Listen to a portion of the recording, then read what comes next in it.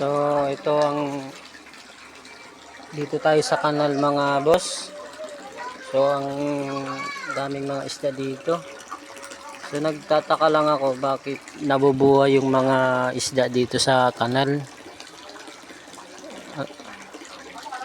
Nabubuhay yung mga hito, ang lalaki.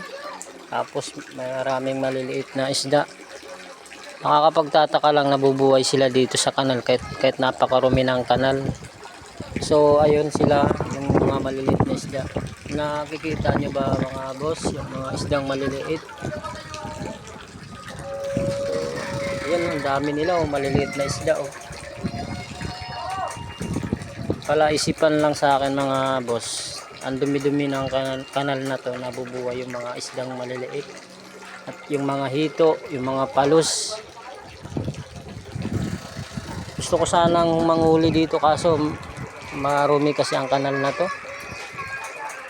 Sobrang lalaki ng isda. So ayan. So tanghaling tapat ngayon. Sobrang init. So ayan daming mga basura.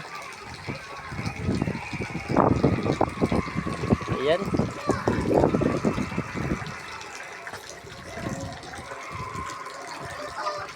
Ayun, may malaking isda dun Nakita nyo mga boss.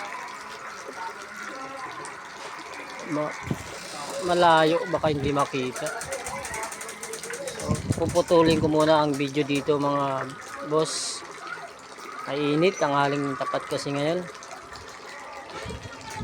So ayan lang. Dami talagang isdang maliliit